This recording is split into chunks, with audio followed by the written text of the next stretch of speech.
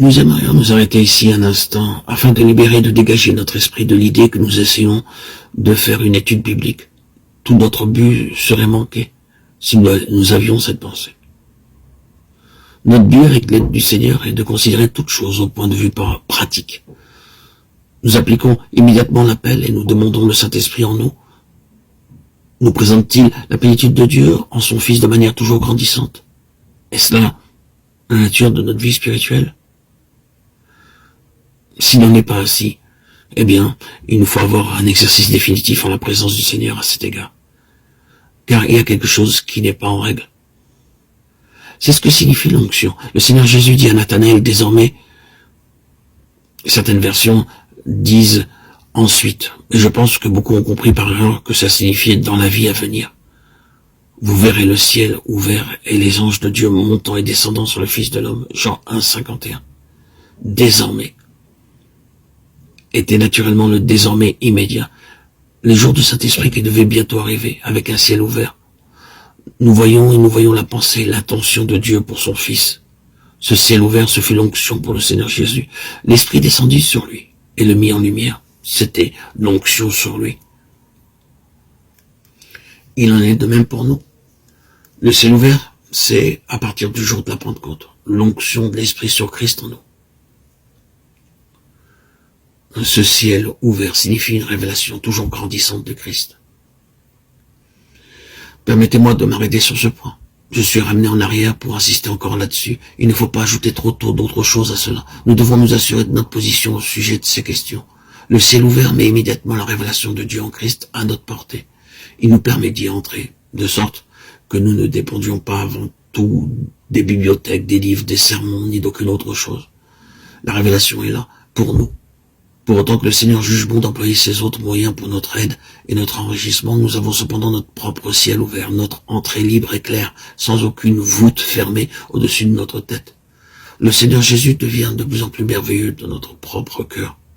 Car Dieu qui a dit que la lumière brille du sein des ténèbres a fait aussi briller la lumière dans nos cœurs, pour que la connaissance de la gloire de Dieu resplendisse en la personne de Jésus-Christ. 2 Corinthiens 4, 6. Cela étant vrai, et s'il n'en était pas ainsi, peut-être devrions-nous simplement nous arrêter ici pour nous mettre en règle avec le Seigneur. Cela étant donc vrai, le Saint-Esprit se mettra à l'œuvre sur cette base, comme nous l'avons dit, pour nous apprendre 2 ou 3 choses bien réelles. La première de ces choses sera la nature autre de Christ. Oh, combien il est différent de nous-mêmes. Si nous considérons les disciples qui entrèrent dans son école, ce n'était pas l'école du Saint-Esprit dans le même sens que la nôtre, mais le résultat de leur association avec le Seigneur Jésus durant ces 3 ans et demi fut exactement la toute première chose qu'ils apprirent. Ce fut combien ils étaient différents d'eux-mêmes. Ils devaient l'apprendre. Nous ne pensons pas qu'ils en étaient frappés au premier abord. Ce sera à mesure qu'ils avanceront, qu'ils auront conscience d'être en contradiction avec ses pensées, son esprit, ses voix. Ils veulent l'engager à prendre certaines directions, à faire certaines choses, à se rendre dans certains endroits.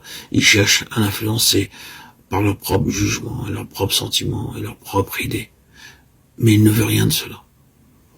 Aux noces de Cana en Galilée, sa propre mère, qui avait une certaine idée, lui dit « Ils n'ont pas de vin ». Et lui de répondre « Femme, qu'y a-t-il entre moi et toi? Mon heure n'est pas encore venue. » Qu'y a-t-il entre moi et toi? C'est une faible traduction. Il vaudrait mieux...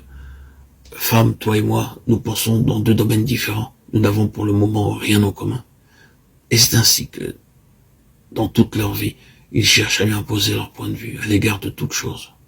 Mais non, ils les refoulent toujours, en leur montrant combien sont autres ses pensées, ses voix, ses idées, ses jugements. Il me semble qu'ils en furent désespérés pour finir. Il aurait pu, lui, désespérer d'eux, s'il n'avait pas su que c'était précisément la place où il voulait les amener. Si nous pouvons saisir cela, nous serons aidés dans nos mauvais mouvements. Seigneur, pourquoi suis-je donc toujours attrapé, toujours pris en faute? D'une manière ou de l'autre, je dis et fais toujours ce qu'il ne faut pas. J'ai toujours tort. Je n'ai jamais l'air d'être dans la même ligne que toi. Je désespère de pouvoir jamais arriver à rien. Et le Seigneur répond, je t'enseigne. C'est tout. Délibérément, tout à fait délibérément. C'est exactement ce que je cherche à te faire voir. Avant que tu aies appris cette leçon, nous n'arriverons jamais à rien. C'est lorsque tu auras appris cette leçon à fond que nous pourrons commencer une œuvre constructive. Mais il est nécessaire pour toi d'arriver maintenant à la place où tu reconnaîtras que je suis absolument autre que toi. Et il y a entre nous une telle différence que nous nous mouvons dans deux mondes entièrement opposés. Cet esprit ordinaire de l'homme, même dans ce qu'il a de meilleur, est un esprit autre. Cette volonté de l'homme, même dans ce qu'elle a de meilleur, est une volonté autre. Nous ne savons jamais ce qui se cache derrière nos mobiles, nos intentions, avant que le Saint-Esprit n'ait pénétré jusqu'aux profondeurs de notre être, pour nous le faire comprendre. Nous pouvons exprimer nos sentiments et nos désirs par les termes les plus pieux. Nous pouvons, comme Pierre, réagir en présence d'une suggestion divine. Si je ne te lave pas, tu n'auras point de part avec moi, et dire non seulement les pieds, mais aussi les mains et la tête. Mais ce ne sera toujours que notre moi qui reparaît encore. Ma bénédiction. Je désire la bénédiction et manque ainsi toute la leçon que le maître cherche à m'enseigner. J'essaie de vous enseigner le dépouillement de soi, aurait-il pu dire.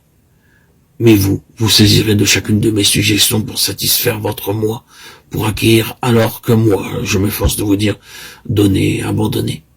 Ce moi peut paraître de la manière la plus spirituelle. Le moi recherche une bénédiction spirituelle. Nos intentions les meilleures sont corrompues et nos mobiles les plus purs sont souillés. Tout ce qui pourra parvenir jusqu'à Dieu ne se trouvera jamais qu'en Christ seul et non pas en nous. C'est là la différence qu'il y aura toujours entre Christ et nous-mêmes, bien qu'il demeure en nous. Il reste lui seul l'objet du bon plaisir et de la satisfaction de Dieu est la seule leçon fondamentale que vous et moi, nous ayons à apprendre durant cette vie, sous l'enseignement et la révélation et la discipline du Saint-Esprit. C'est qu'il est, lui, autre que nous, et cette nature autre est réellement une chose absolue. C'est là une des leçons difficiles à suivre dans l'école de Christ et à connaître. C'est la leçon la plus importante que nous ayons à apprendre car il ne saurait y avoir rien de constructif avant que nous la possédions. La toute première chose, c'est donc la nature entièrement autre de Christ, en opposition absolue avec la nôtre.